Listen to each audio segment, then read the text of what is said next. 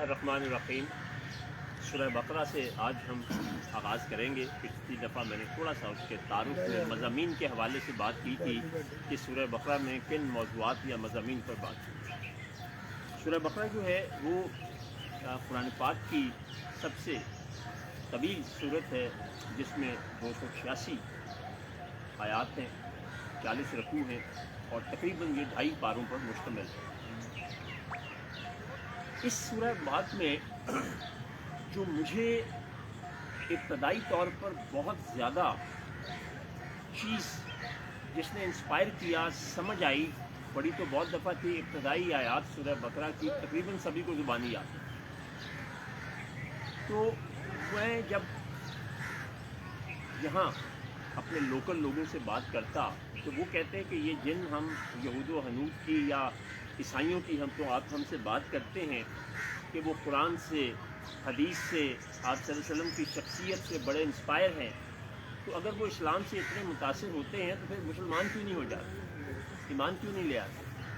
تو میں ان کو ایک روایتی جواب دیتا جو آپ سب کے پاس ہے، میرے پاس بھی وہی تھا کہ جو دعوت دینا ہمارا کام ہے، اور ہدایت دینا وہ جس کو چاہے گا دے گا، جس کو نہیں چاہے گا نہیں دے گا۔ لیکن سورہ بقرہ کی ابتدائی آیات نے میرے سامنے اس راز کو ایک بڑے مختلف انداز میں کھولا، اور وہ یہی تھی جو آپ اگلے آنے والے چند دنوں میں آپ بھی اس کو سمجھیں گے اور ڈیٹیل میں سمجھیں گے۔ یہاں صرف میں اس کا ہلکا سا جائزہ پیش کرنے لگا۔ جب یہ کہا جاتا ہے کہ یہ وہ کتاب ہے جس میں کوئی شک نہیں ہے، تو پہلی بات تو یہ ہے کہ شک جس نے کرنا ہے اس کے لیے یہ ہدایت۔ اچھا، سب سے اس کا فنکشن بتایا گیا کہ یہ ہدایت کی کتاب ہے، لیکن کن کے لیے؟ متقین کے لیے۔ جب غیر مسلم اس کو پڑھتا دیکھتا ہے تو وہ کس لیے دیکھتا ہے کہ اس میں سے کوئی کمی کوتاہی نکالے، کوئی ایسی چیز نکالے کہ جو وہ مسلمانوں کو بتا سکے۔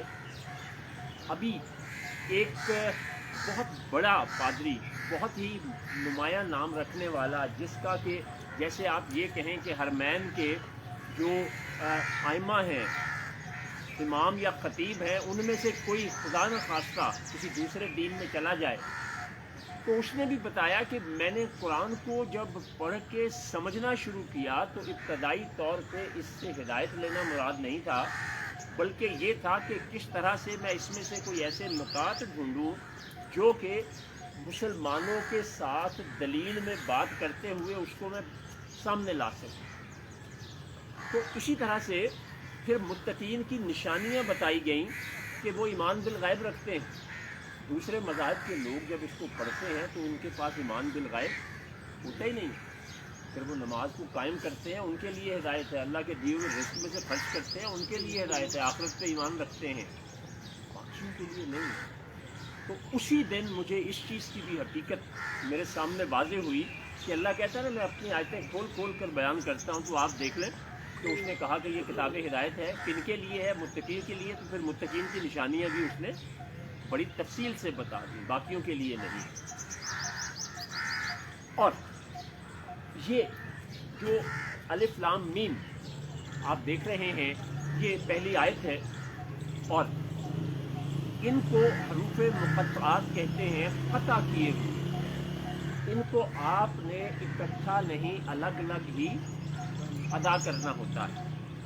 اس کی مختلف توجیحات اور توضیحات جو ہیں وہ بنائی جاتی ہیں، اور کچھ تو ایسی ہیں کہ وہ خوف آتا ہے ان کو سن کے کہ لوگوں نے کس طرح سے اس کے کیا مطالب لے لیے ہوئے ہیں۔ یہاں میں کوئی ایک مطلب بھی اس لیے بیان نہیں کروں گا کہ وہ کسی نہ کسی ایک مسلک کی سوچ کا ہوگا، تو مجھے کسی کی دل آزاری کرنے کی بجائے صرف قرآن و حدیث کی روشنی میں وہ پیغام آپ تک پہنچانا ہے جو اللہ کے نبی کے ذریعے ہم تک پہنچا۔ یہیں رک کے ایک اور بات ہمیں اچھی طرح سے سمجھنی ہے کہ قرآن میں کچھ بھی نہ تو اتفاق سے ہے اور نہ کوئی ایسا ہے کہ جس کا کوئی مطلب نہ ہو۔ ان چیزوں کے یقیناً مطالب ہیں جو اللہ اور اس کے رسول کے درمیان کوڈ ہے، کوڈ سمجھتے ہیں کیا ہوتا ہے؟ وہ اسی کو پتہ ہوتا ہے جو اس کو چلانے والا ہے. تو ڈی کوڈ کب کرنا ہے، کس پہ کرنا ہے، یہ اس کی مرضی ہے جس کی یہ پروڈکٹ ہے. یہ فون اب میرا ہے تو اس کا کوڈ جو میں نے رکھا ہوا ہے میں کسی اسی کو بتاؤں گا جس کو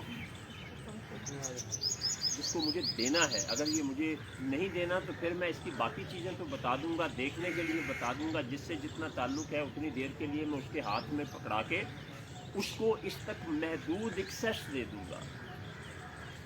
جس طرح دفتروں میں آپ دیکھتے ہیں کہ جو بہت بڑے بڑے کمپیوٹر کے سسٹم ہوتے ہیں تو کسی آدمی کی ایکسیس یعنی رسائی جو ہے، کمپیوٹر وہی ہوتا ہے، پیچھے سسٹم جو کام کر رہا ہوتا ہے وہ کسی کو 10 MB، کسی کو 2 MB اور کسی کو 100 MB کی اسپیس دیتا ہے. تو بالکل اسی طرح سے اچھی طرح ذہن میں رکھیں کہ یہ ایسا نہیں ہے کہ ان کے کوئی مطلب نہیں ہے.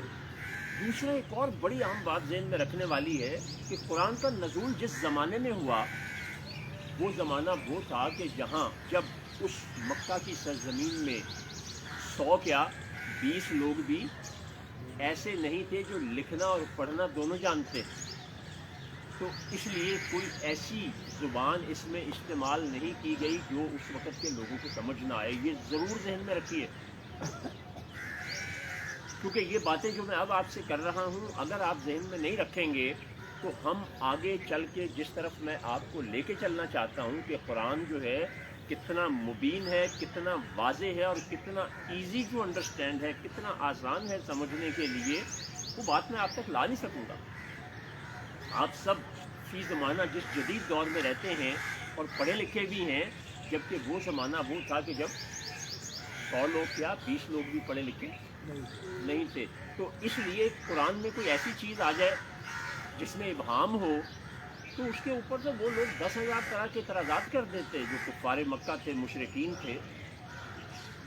تو اس لیے یہ لفظ اس زمانے میں یہ مقطعات، حروف مقطعات جو ہیں یقیناً استعمال ہوتے اور کسی نہ کسی طرز میں ہوتے تھے جو آج ہمارے علم میں نہیں ہے. جو لوگ زبان کے ماہر ہیں، لنگوسٹکس کو سمجھتے ہیں، لسانیات کو، اردو انگریزی پنجابی فارسی کی میں کسی ایک زبان کی بات نہیں کر رہا، میں فن لسانیات کی بات کر رہا ہوں. وہ یہ جانتے ہیں کہ بہت سے لفظ جو کبھی استعمال ہوتے تھے اب نہیں ہو رہے یا ان کی شکلیں بدل گئی ہیں. یہ جو ہم خوش لفظ استعمال کرتے ہیں نا، یہ لفظ خوش نہیں، بنیادی طور پہ خوشی تھا تو وہ بدل کے اس شکل میں آ گیا. اس طرح بہت سی اور چیزیں بھی ہیں. تو یہ بہت اچھی طرح سے ذہن میں رکھیں کہ اس میں کچھ بھی ایسا نہیں ہے کہ جو اتفاق سے ہو اور سمجھ نہ آئے. اچھا، پھر ایک اور چیز بھی ہے جس کو ہم آج بھی استعمال کرتے ہیں، وہ ہوتا ہے مخفف، ایبریویشن. اب میں رف کی جگہ کئی دفعہ وہ دفتروں میں یا جہاں میرا بہت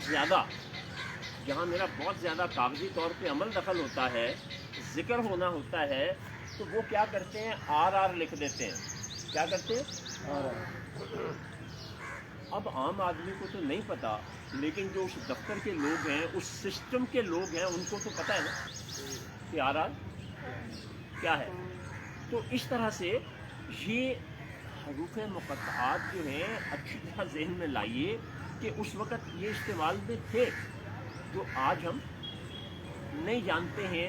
تو اس میں مشورہ صرف ایک ہی ہے کہ جو جید علماء اکرام ہیں وہ ان کے بارے میں جو آپ کو ہدایت دیں اور سمجھائیں اس کو تو ضرور کنسیڈر کریں، لیکن خود سے کوئی اندازے اور ٹیبے نہ لگائیں، ورنہ آپ گمراہی کے اس راستے پہ چل پڑیں گے جو آپ کو دین سے دور اور کفر کے نزدیک کر دے گی اور ہمیں پتہ بھی نہیں چلے گا.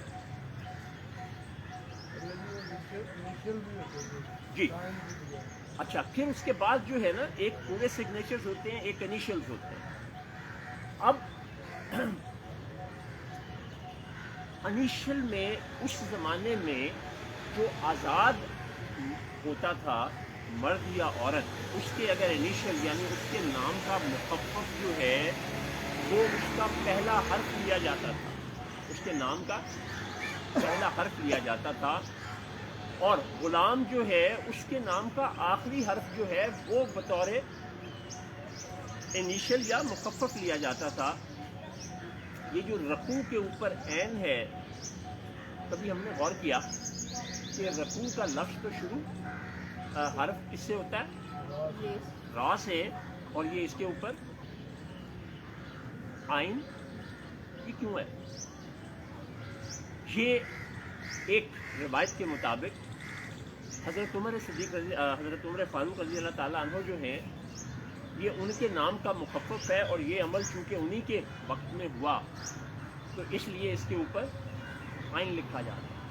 اب اس کو میں نے ایک روایت کا لفظ اس لیے استعمال کیا ہے کہ اگر اس کو کسی نے نہیں ماننا تو وہ اس کی اپنی ایک ثوابدید ہے، مگر قرآن جو ہے اس کے جو مضامین ہیں، اس کے جو الفاظ ہیں، اس کا جو پیغام ہے، اس کو اس کے ساتھ جوڑ کر تو کسی اور راستے پہ بات کو نہ لے جایا جائے۔ تو یہ سورہ بقرہ کا جی ایک آغاز، اور جو اس کے اندر میں نے ایک بڑی خاص چیز سمجھی تھی۔ اب کل انشاءاللہ ہم دوسری آیت جو ہے ذالک الکتاب، یہ دو اصطلاحیں یا دو الفاظ جو ہیں ان کو کمبائن کر کے سمجھیں گے تو انشاءاللہ آپ یہ دیکھیں گے کہ صرف وہ دو لفظ جو ہیں وہ آپ کے سامنے علم کا کیسا سمندر کھول دیں گے۔